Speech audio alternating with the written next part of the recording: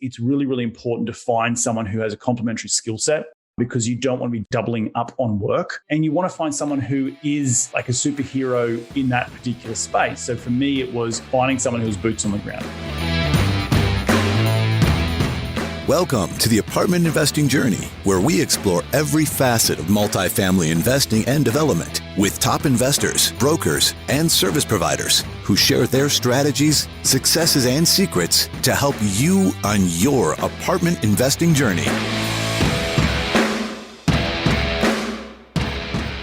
Hey guys, David Robinson here. Welcome to the Apartment Investing Journey. Another great episode for you today, and a guest that I've been excited to have on for quite some time now.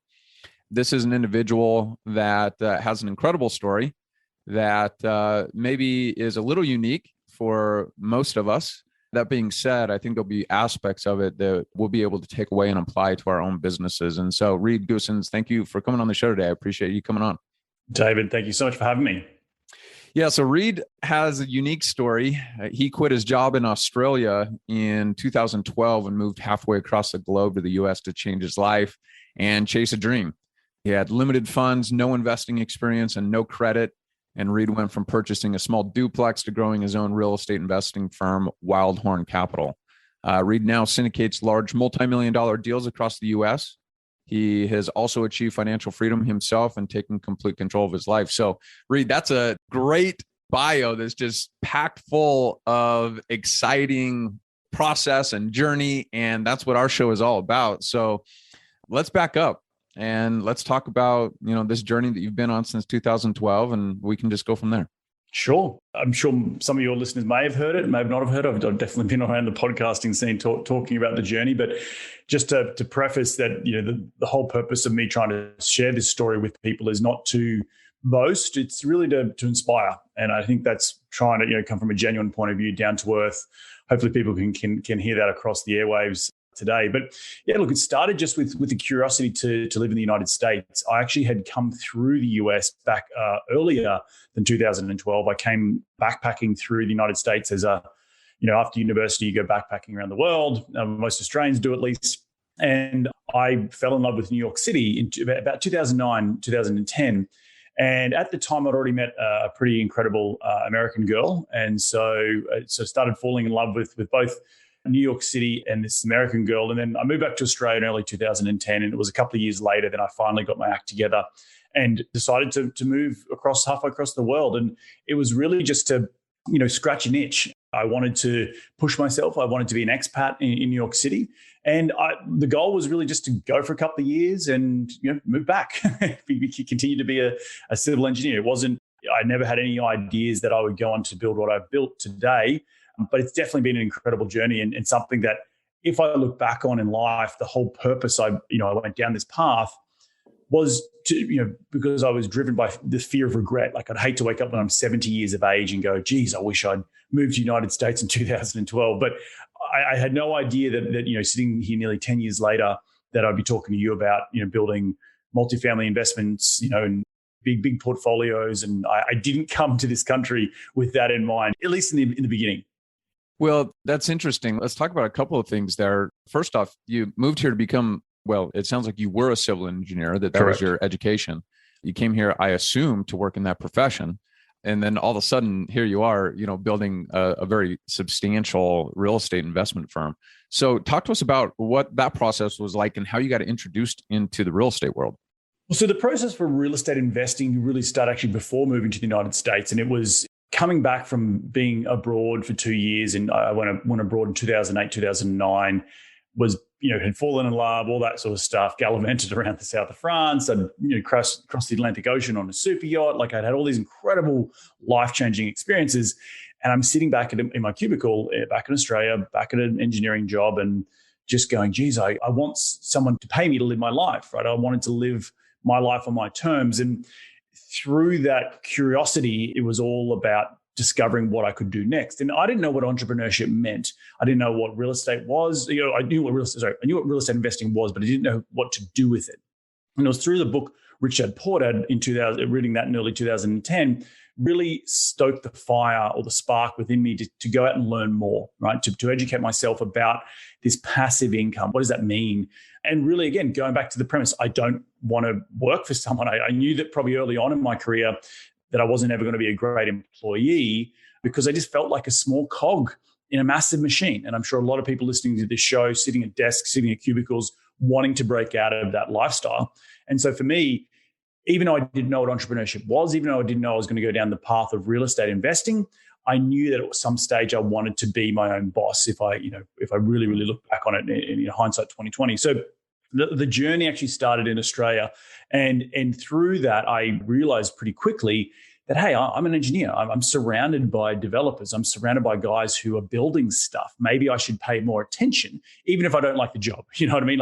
So the lesson there is, as you grow, and I'll fast forward a little bit, but I'll say that it took me 8 years to leave the corporate world, between reading Rich Dad Poor Dad and leaving.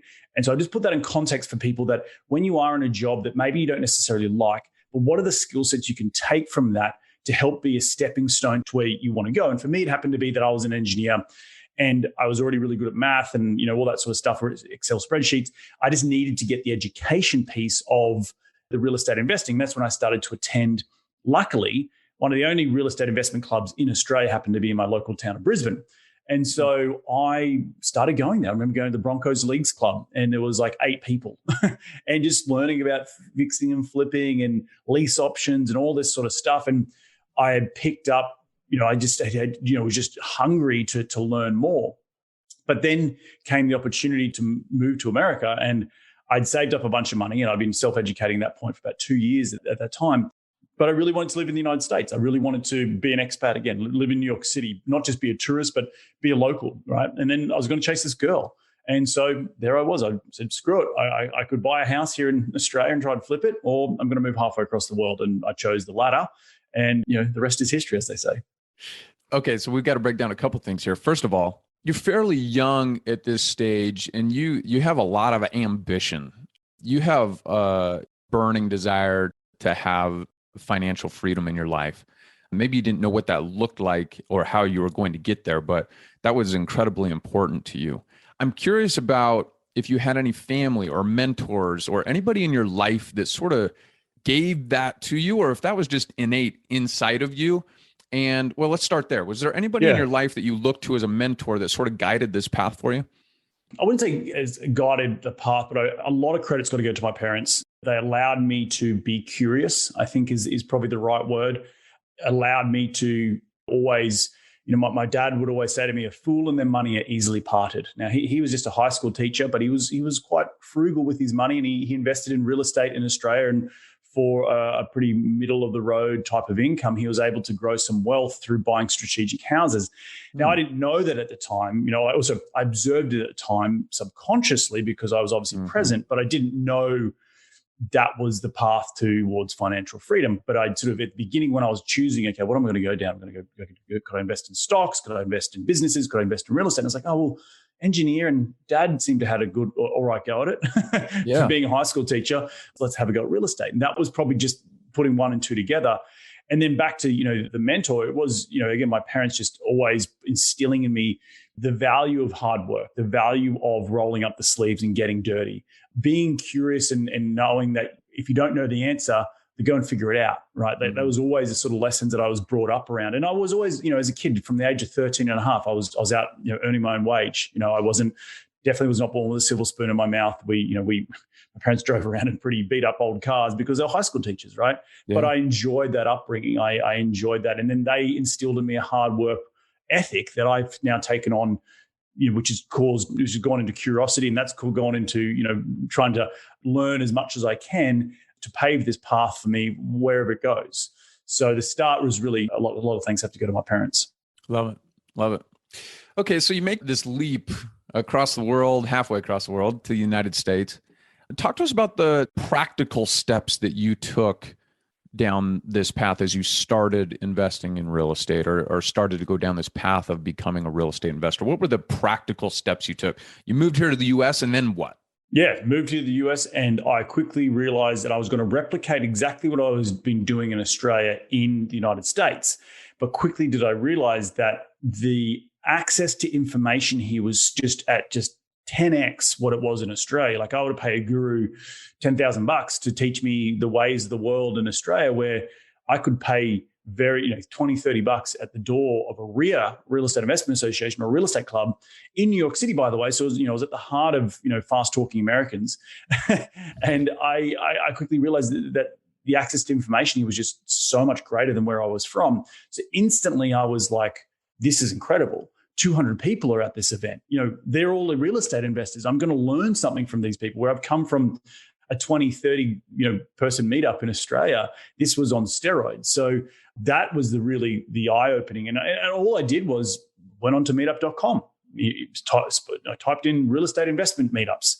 What came up in my local area? And I implore everyone who's listening to this that if you are in a state, a major MSA, I'm pretty sure they're going to have some real estate clubs, right? And that's the beauty of, again, the RIAs of the world, that there's this tapestry of network that is really, really encouraged here in the United States. And so in Australia, mate, it wasn't as prevalent. And so I didn't take that for granted. I took that with two hands and ran with it. And that was my ability into getting to my first deal.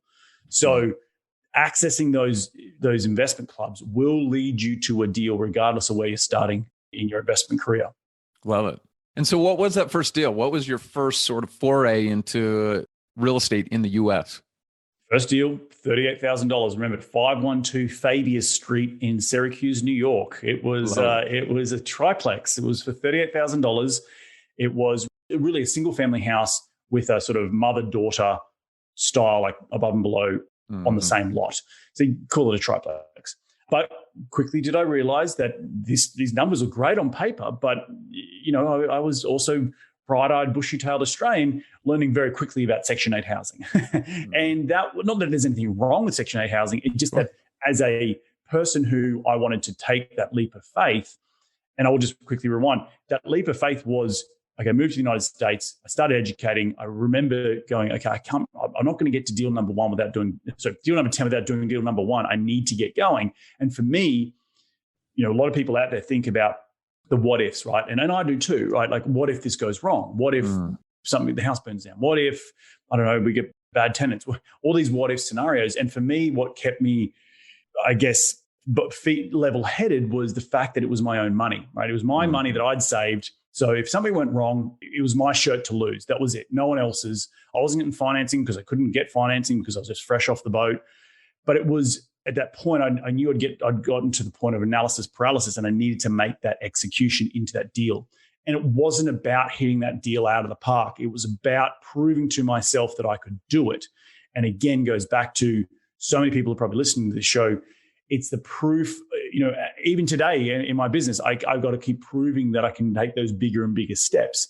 And in the beginning, it's that first step of like, I can do this and I can figure it out on my own. And that was buying that first deal. You know what? You bring up such a great point that I think a lot of us get stuck in. And that is, well, let me ask you the question. And that is, do you feel uncomfortable every time you are taking a bigger step? Do you still feel that way with the success that you've achieved thus far? Is that still something you deal with? 100%. I'm going through I won't get into some business issues at the moment, but nothing to do with, but just maybe there could be a shift in my direction. That's fine. Yeah. But that gives me not anxiety, but like it gives me, it pushes my boundaries. Uncomfortable. Because I've been so used to a certain cruising altitude for so long that we've constantly always got to evolve and get comfortable being uncomfortable. And that's all the way back to taking that first step onto that plane to leave Australia to move to the United States. That was a really uncomfortable step, right? I had no idea what was going to go on. But everything is all about the process of the mindset to analyze what is the worst case scenario. For me, in the beginning, okay, it doesn't work out in the States, I'll move back to Australia. This deal doesn't work for $38,000, it's my money. It's all these little things that you have conversations with yourself to make sure that you're comfortable taking that step. And some people never take that step, but I implore people to try and take that step because you will not regret it, right? And that's the whole point of what we're on this journey and hopefully listening to this story is that it inspires you to push those boundaries and be uncomfortable. So you look back at when you're 70 years of age and go, geez, I'm so glad I made that decision. Yeah, love that. So To give our listeners a little bit of context, I didn't break down what your business looks like today. You guys have built something substantial. If you can, just give us a brief overview of what Wildhorn has accomplished thus far. Yeah, so we have grown to about 3,000 units today. I think the value is around $450 million assets under management, and we're looking to continue to grow that. And so that's the business today. It's been very much Andrew and myself. We've brought on a few extra people now to finally got to a stage where we can, start to loosen the solo entrepreneurship type of grip that we have on it and allow other people to do the busy work that we don't necessarily need to be doing. So the business does look a lot different today as it does 4 or 5 years ago. And it's going to look a lot different in 4 or 5 years' time, both my personal business and Wildhorn, the bigger sense of Wildhorn. So we buy obviously value-add multifamily in Central Texas. We're looking for growth markets like Austin, San Antonio. We've been very hyper-focused on those 2 markets. I'm very eager to go and look at other markets across the country, given my, not what is it, worldly, but my perspective on the world. Mm-hmm. That will be the next step in this curiosity, right? To go and keep looking for new opportunities in different markets and different asset classes. And I think that is going to keep me fresh, and that is going to keep the business moving forward, because I always want to be curious. And again, always want to push those boundaries, to challenge myself to take those leaps of faith in and around different asset classes or a different specific direction. So yeah, that's currently what the business does today and where we're sort of moving to in the next couple of years. Well, and what we have to do here is, as time allows, I wish we had a couple hours with you. But that being said, we've gone from triplex, $38,000 triplex, to $500 million in real estate under management.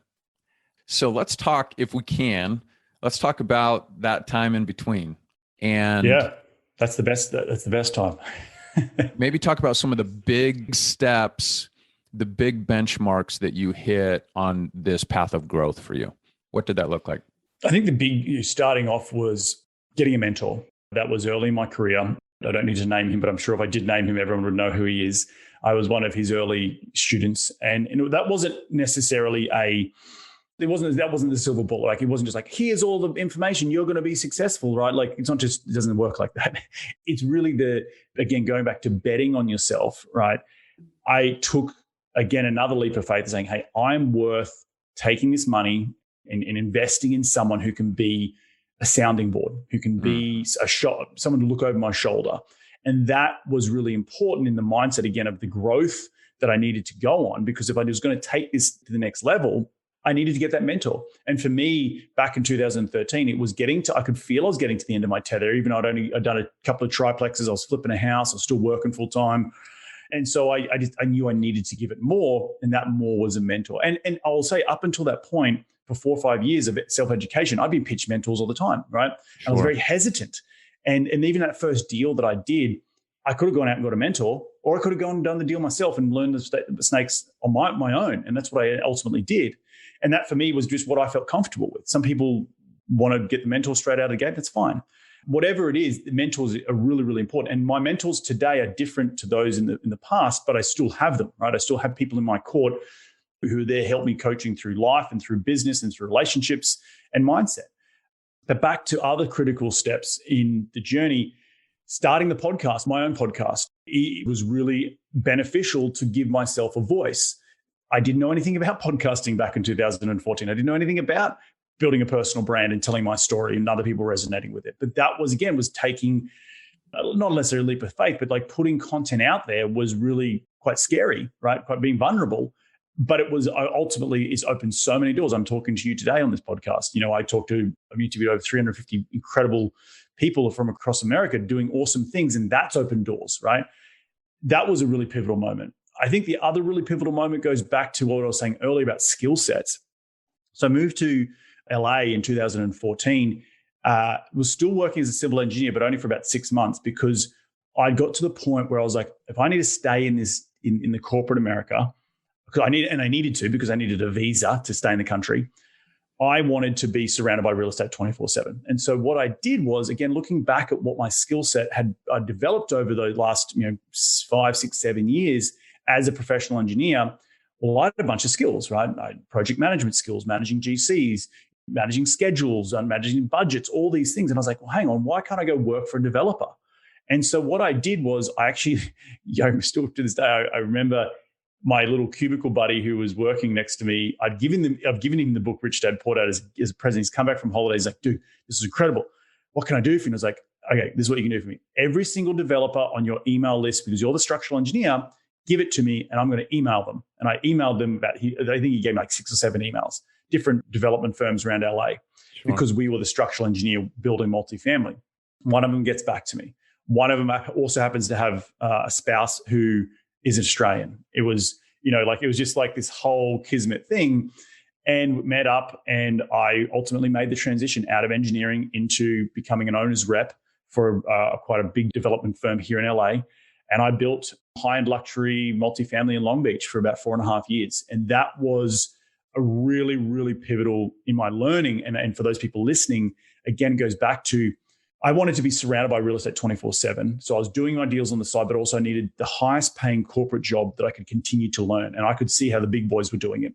And that on my journey to where I am today really, really, really helped me. And so if you can think of any skill sets that, the listeners, accounting, you're really good at networking, there's always going to be some sort of tangible skill set that you can use to pivot into a corporate job that you can continue to learn about real estate. And for me, it happened to be working on the development side, building multifamily. So that there's been a lot of long hours, been a lot of long days and nights building to getting to a point where I could quit that job and quit the corporate world and not work for anyone else anymore. But it was a big, long journey, and it's going to be tough. It's going to be some sleepless nights. It's going to be some longer days, but that's the point of what I'm in doing this for, is because being an entrepreneur, becoming financially free, being my own boss, I've amped myself up for so many years. It's become part of my DNA. And I was going to do anything to get to that point of breaking out of corporate world. So, yeah. Well, and as I've, heard your story from a distance, it sounds as though forming your partnership was a critical point in your journey as well. Maybe you can speak to us a little bit, because I'm sure there's a lot of us out there who recognize that as you start to push into the larger commercial multifamily space, this becomes more of a team sport rather than an individual sport. And if you can, maybe share your thoughts on partnerships as it relates to the commercial multifamily space. Hugely important partnerships. As you just alluded to, these big multifamily deals, or even commercial deals in general, there's just a lot of people that need to be involved with raising capital, finding deals, underwriting deals, managing the deal, getting the legal team together. Like, there's just a whole team, both paid third-party vendors, but also partners. And my particular partner, Andrew, in the beginning, it was very much I was his yin to his yang, and he had something that I didn't have too often. That was being boots on the ground. So there's always opportunity for partnership, particularly when you're in your infancy of your entrepreneurship life, because you don't have the money sitting on the sideline to go and pay for a chief investment officer, right. Or a full-time analyst, or all this stuff to go out and find you deals. It's you, right? You're the free labor. And if you can split that up with one other person, at least, well, there's 50% less of the work you have to do, right? Just there. Yeah. And when you are working full time and trying to keep the roof over your head and food on the table and relationships and all that sort of good stuff, and try and build a business on the side, having someone else who also, one, understands the sacrifices you're making, but two, the goal in which we were all trying to go towards, which was, life by design and financial freedom, then you're on the same page to form something really, really awesome. Now, I will say that I've had partnerships in the past, and I'll continue to have new partnerships in the future. That partnerships will evolve over time. Like the analogy of the mentor, mentors evolve, partnerships evolve. And as you grow in confidence, I see many partnerships split off and they go off in their own directions once they take the training wheels off, so to speak, and they can go off and flap their wings. And that's fine, right? That's the beauty of evolving as a business, of evolving as an entrepreneur. And looking back over my journey, I've had multiple partnerships that haven't worked out. And that's okay. Like, don't get stressed if they don't work out, because you're just going to be that step closer to the next one that will work out, because you know what to do, not to do on the next time. But partnerships are really, really key. It's really, really important to find someone who has a complementary skill set, because you don't want to be doubling up on work. And you want to find someone who is like a superhero in that particular space. So for me, it was finding someone who was boots on the ground. I was living in LA. I still live in LA, but I needed someone who was in my local market because I couldn't get there all the time. And so that was what my partner does. He's just very much in the social scenes of Austin. Now, on the other side, he is not very good at details. He just doesn't like it, right? That's fine. That's where I can come in, right? That's where my skill set of building large multifamily across the globe, being an engineer, I've just come from that institutional management background, implementing systems. One system I implemented from day one was we direct source our products from China, or the Asian regions, the lighting, the flooring, the granite, that sort of stuff I've done from day one because I've seen other developers do that exact same playbook, right? So it's these skills that I've picked up over time that has helped the partnership as well grow the business to this point today. So partnerships are really, really important. Make sure you choose the right partner. But if you ultimately don't worry, because I'm sitting here today telling you that partnerships will change over time and you'll have multiple partners over the life, particularly in business. Yeah, love it. Thanks for that. As we start to head towards winding down here, I want to talk a little bit about what's on the horizon for you. I mean, you guys have built something incredible in a short period of time. There's plenty of people that started thinking about getting into commercial real estate back in 2012 through 2015 and didn't take the action that you have taken and built what you guys have built. I'm curious, what's next for you? What's on the horizon after you've achieved financial freedom and you have $500 million under management, and it's for the most part a pretty lean team? I mean, you haven't built some gigantic corporate organization. This is two very sharp business partners and some additional support. Right. So what you guys have done has been incredible with such a lean team. What do things look like for you in the future? Where do you push from here? Look, I think being lean is probably still going to be in our DNA. I'm really keen to, on a personal level, start a fund.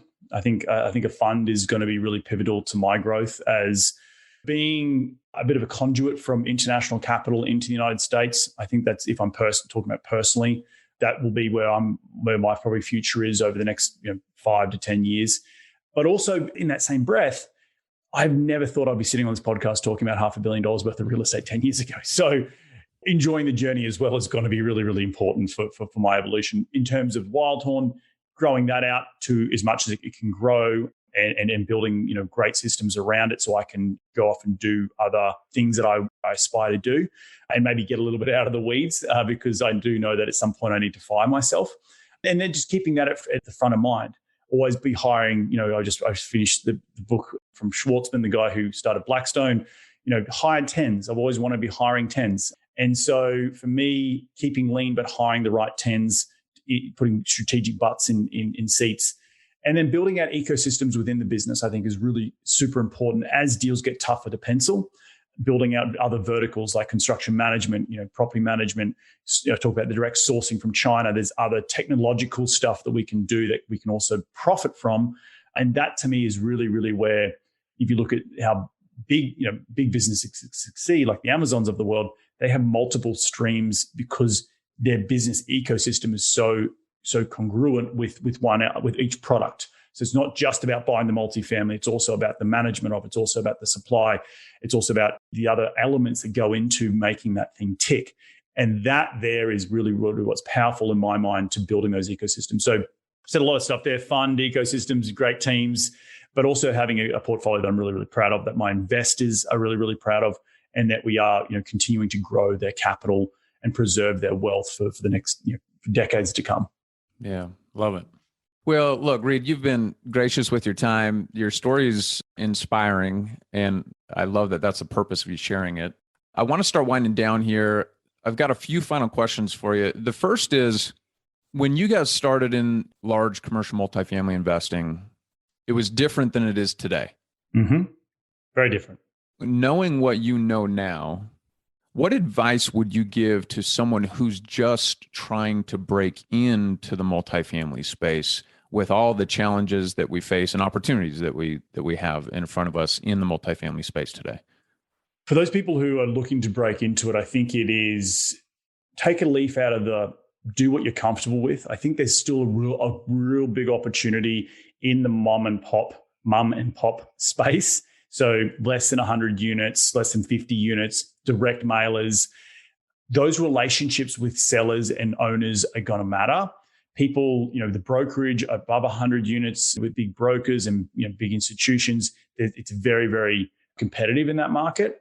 So trying to unearth deals in today's environment is probably really key. And if you're getting started, it's even more key to have your systems in place, but also direct letters, direct mailers. Going directly to owners is how you're going to get deals done these days, in my personal opinion, in the smaller space. And that is how those people who are listening to this thinking, I want to go out and buy a 10 unit or a 20 unit. Well, that's great. I implore you to do what you feel comfortable with. Don't try and go and do 150 units from day one, because that's not how it's going to work out. Learn on the small stuff, learn with the training wheels on, but then in the competitive environment that is today, but also make sure you have your system set up so you can go out and you market directly to ownership groups or mom and pops that have some smaller sized assets that you can go snap up pretty quickly. Love it. Great advice. What's the biggest mistake that you've made on your real estate investing journey that we could all learn from? Biggest mistake looking back is the first 2 deals we done in 2016-17, we put fixed rate Freddie agency debt on it, right? Now, looking back, you'd think that's pretty bloody good.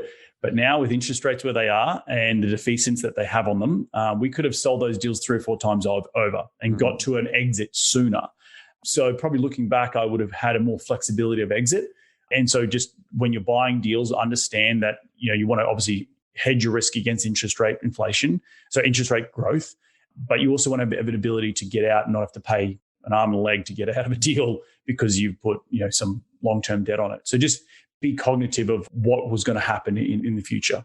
Yeah, love it. What's the biggest win you've had on your real estate investing journey so far? I think the biggest win so far in recent times that I can think of is probably exiting cycling a first deal, 2 deals actually. It was really, really important to get to that point. And now we're probably going to exit 2 or 3 more deals in the next 6 to 12 months, which is going to be even better. So it just helps build that track record. It's going to help build a platform to go off and start a fund if I wanted to go start a fund. Just, again, proving it to our investors, proving it to myself, all about that proof of concept, right? Even back in the day when I bought that $30,000 property, it was the proof that I could go and do it. So today, it still rings true. The proof that we could exit a deal, return people's capital with a fantastic return, and we didn't lose their money during COVID. So there been some pretty big wins there. Yeah, love it. Well, again, Reed, thank you for sharing your journey with us. It's always great to hear an inspiring story from someone that made big leaps of faith in their life, took massive action, and has been strategic along the way. You've given us some nuggets of how to go about this process of finding a mentor, the marketing platform that you've built with your own podcast, working in a corporate career that allowed you to learn as you were providing professional services, and then using that knowledge from that corporate career and deploying that in your own personal real estate business, finding a partner and really focusing on bringing quality people into your organization. So thank you for sharing your journey with us. Thanks for sharing your insight. What's the best way for our listeners to connect with you, learn more about your business, Wildhorn Capital, and potentially invest or participate in a future opportunity with you? Yeah, the easiest way is actually go to reedgoosens.com. That's probably that's where I'm most active. You can see all the deals up on there. You can see all the education material, the podcast, the books. So it's reedgoosens.com. And for those people who are coming through Los Angeles, getting back on planes, if you ever want to meet up for a coffee or a beer or talk shop, you can shoot me an email at info, that's info at reedgoosens.com. And just let me know when you come through town and we can hook it up. Awesome. Well, everybody that's listening, if Reed's story has resonated with you, you'd like to reach out to him, learn more about what he has going on, go down in the show notes, click on one of those links, reach out to Reed and his team. Don't forget to listen to his podcast, Investing in the U.S., as well as he's got a couple books out. Just go check those out on Amazon, Investing in the U.S., The Ultimate Guide to U.S. Real Estate, as well as 10,000 Miles to the American Dream. So, Reed, an honor to have you come on the show. I appreciate your time, and I look forward to connecting with you again soon. Awesome, brother. Be well. Hey, before you go, if you're looking to invest in multifamily, Whether that's a duplex or a 200-unit apartment building, every investor needs three things. First, you need to find a deal. Second, you need a tool to analyze and underwrite that deal. And three, you need to perform due diligence on the deal. So if you go to apartmentinvestingjourney.com right now, you can download our free investor toolkit. You'll get everything you need. You'll get our cheat sheet for the top 5 ways to find off-market and undervalued deals. You'll get a free deal analyzer with both a desktop version and a mobile version so that you can analyze deals on the go. And you'll get our multifamily due diligence checklist. All that for free. Just click on the link in our show notes or go to apartmentinvestingjourney.com right now and download your free toolkit. Also, please, if you like our show, or even if you don't like our show, please rate our show and leave us a quick review. That really helps us be found by other listeners so that we can continue to provide value. And lastly, I'd love to connect with you personally, so feel free to reach out to me at apartmentinvestingjourney.com/David. Thanks so much for listening. We'll see you next week.